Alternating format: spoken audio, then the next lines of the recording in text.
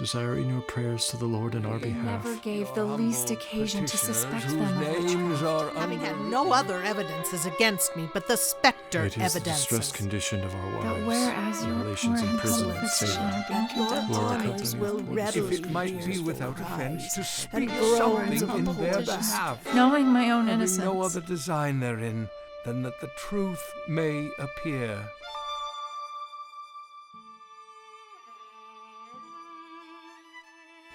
Sarah Good was one of 3 women first accused during the Witch Hysteria in Salem in 1692. As one of the town's poorer residents, misfortune followed Sarah through most of her life and set the scene for her tragic death. Sarah Good was born Sarah Sollart in 1653 in Wenham, Massachusetts. Sarah was the daughter of a tavern owner named John Sollart, who died by suicide when Sarah was just 17. At the time of his death, the Sollarts were one of many families involved in land disputes around Salem. Having left no will, the estate was divided mostly between his widow and 2 sons, with only a small allotment to be shared among 7 daughters. Sarah was left with no dowry and no prospects.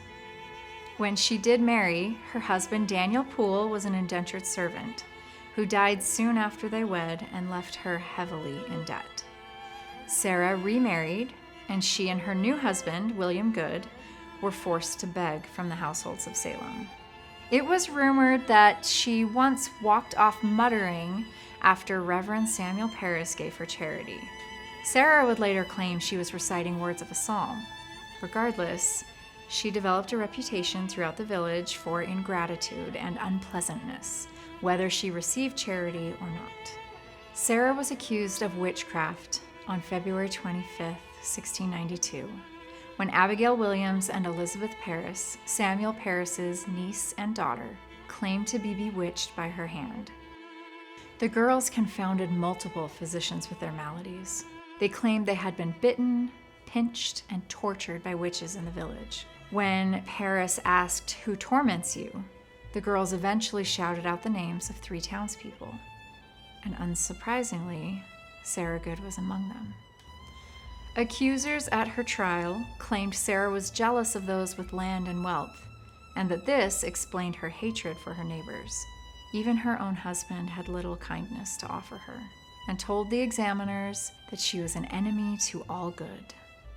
He further claimed he feared his wife was a witch due to her bad carriage to him, something truly damning for a Puritan wife.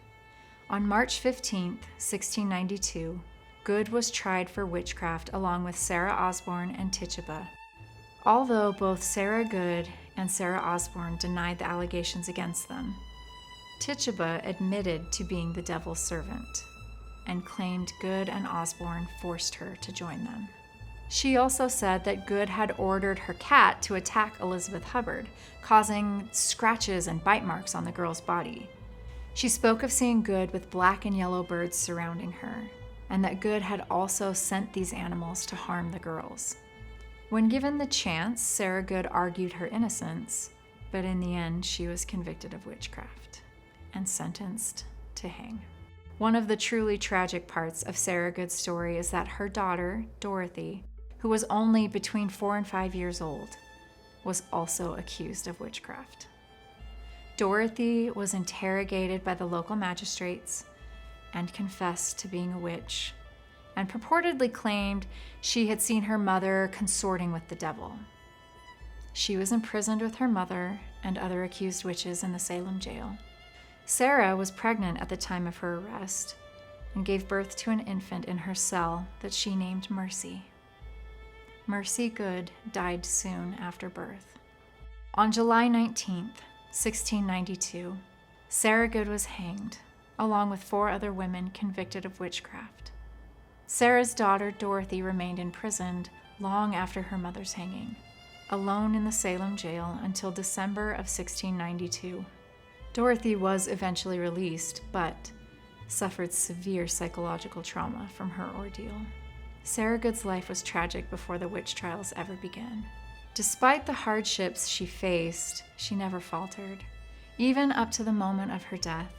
at the hanging tree, while the other women quietly awaited execution, Good firmly proclaimed her innocence. Legend has it that before slipping the noose around her neck, the Reverend Nicholas Noyes was persistent but unsuccessful in his attempts to force Good to confess. According to legend, she yelled to him, "I am no more a witch than you are a wizard.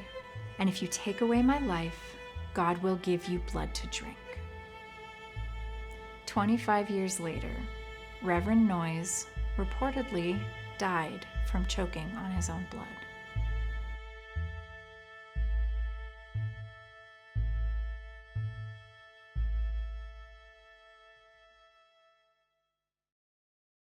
If you enjoyed this video, please like and subscribe and share, and check out the rest of our channel. We have lots of content about Salem and the Salem witch trials in 1692.